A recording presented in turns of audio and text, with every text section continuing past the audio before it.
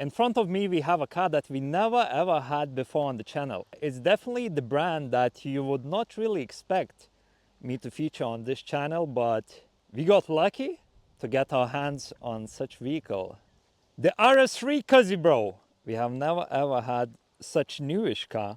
At first when I saw this car I didn't really like the color either, but nowadays the cars are just too gray, you know. This reminds me like the 90s and early 2000s when the cars were way more colorful.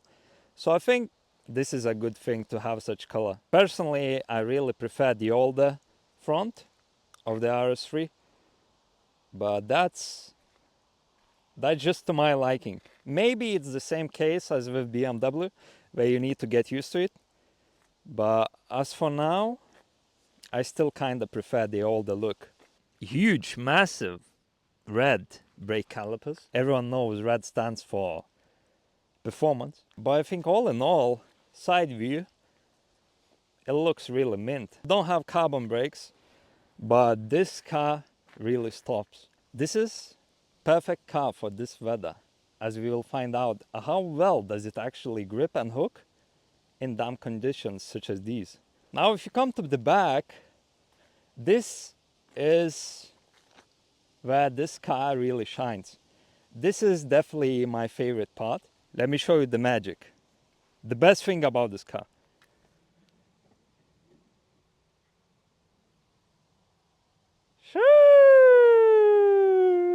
Do you see that? This is the only reason it's worth to buy this car. So we check the taillights. Now let's see the front. It kind of has the same design, the same action.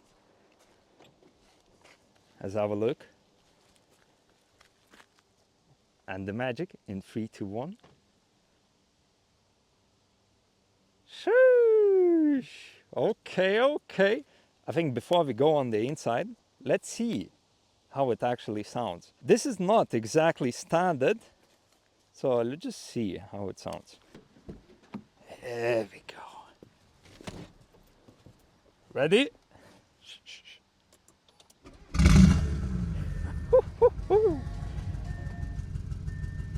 Okay, okay.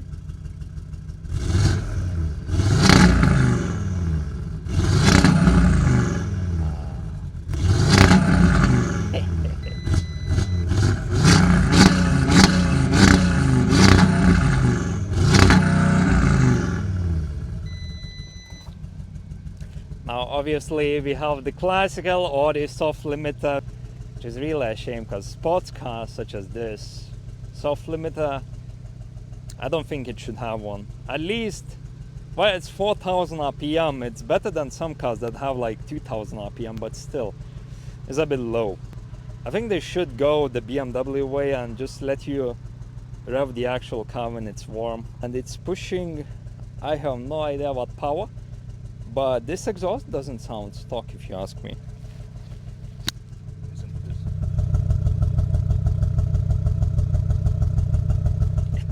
It doesn't sound like it's running too well actually. It sounds like it's misfiring low-key, but that's just how the Audi RS3 sounds like. Like the middle between V8 and like Subaru boxer engine. What do you think about the sound? Do you like it? Does it sound similar like anything else? Okay, I think let's move to the inside. The inside is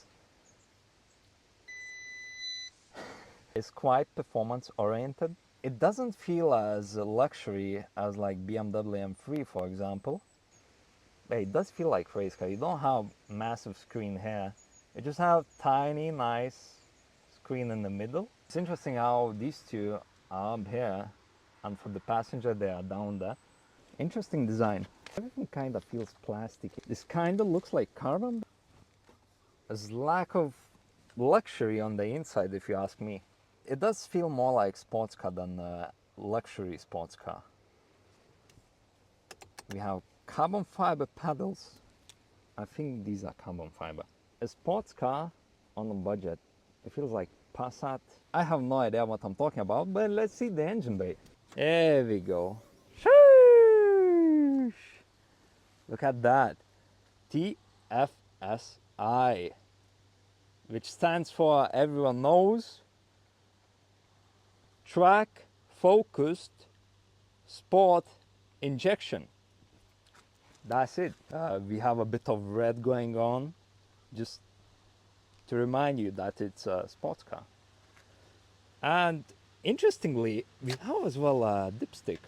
You don't see many of these in new cars, but this Audi still has it.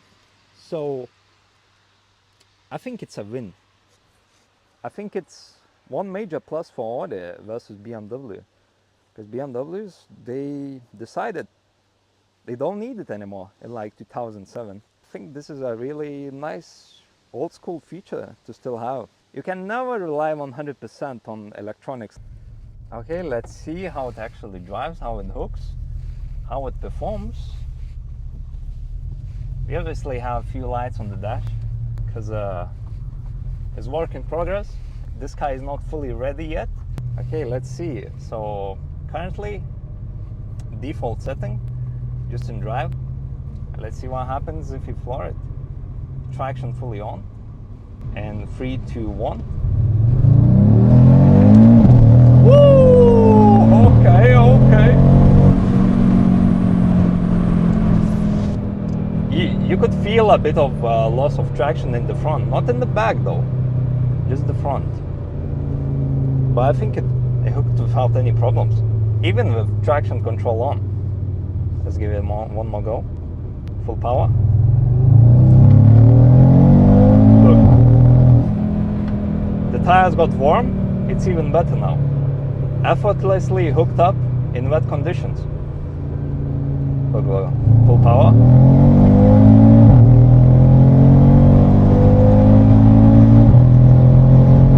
Wow, looks amazing. Now let's try the sport mode. I think it's the magical RS button. And this is my favorite feature on M cars, because you can make it as ever you want. Traction fully off, traction halfway off, that's up to you. Now let's just press once. Let's see what we have. We have individual. Let's do whatever. Let's floor it, see what happens now in sport mode. Okay.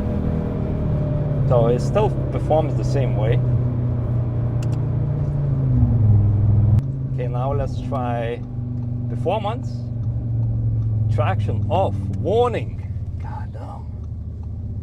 We might be in great danger. First gear.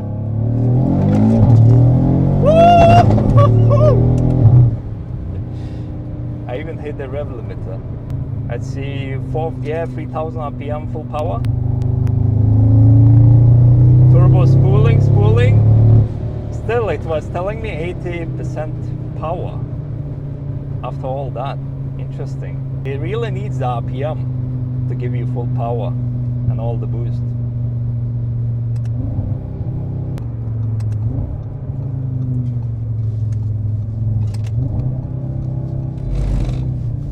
Jesus Christ. DK! We almost crashed the most expensive car on the channel. So make sure to hit that like and subscribe so I can crash more cars in future. This car is easy to drive. Well, we almost crashed. Down. So it really hooks, but as you can see, small turn. It was lowish speed as well, but all 4 wheels lost grip without any throttle. Also, another thing I think I should talk about is the fuel consumption. And the owner as well mentioned that the consumption on this is crazy. So I think this is the 6-cylinder.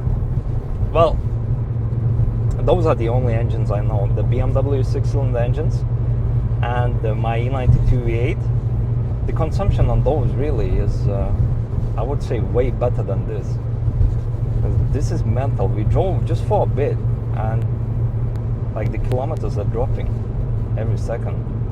Would you consider buying something like this? Or maybe the older RS3 model? Make sure to like, comment, tell me what you think, and I will see you in the next video.